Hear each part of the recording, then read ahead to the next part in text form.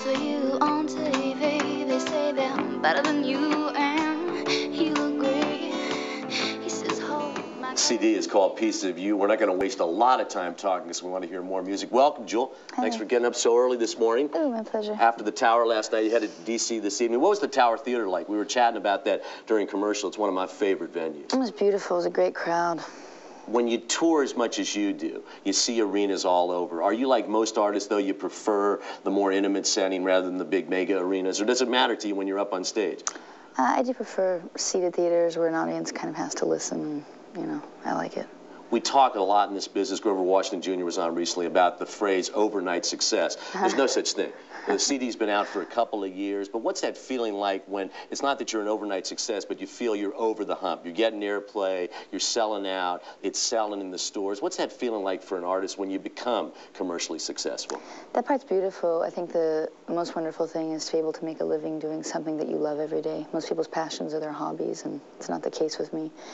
The strange thing, though, is to think people, they see me as different now. They think there's a gap between me and them, you know, which isn't true, and that's odd.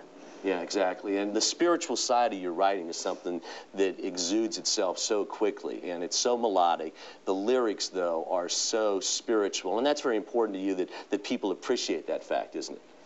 Not so much appreciate it, but we all are spiritual. It's just what I am. We all have spirits. It's not like, you know, we have to learn how to be spiritual and live in the world. It's our job.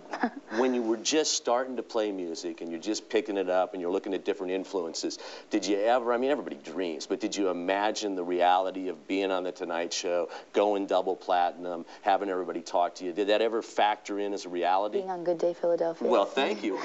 We appreciate you adding. I didn't want to add that to the list. Thanks, Jewel. No, I never thought. Usually people's dreams are their hobbies. I had no idea this would actually work for me. I was living in my car 3 years ago. It is a blessing.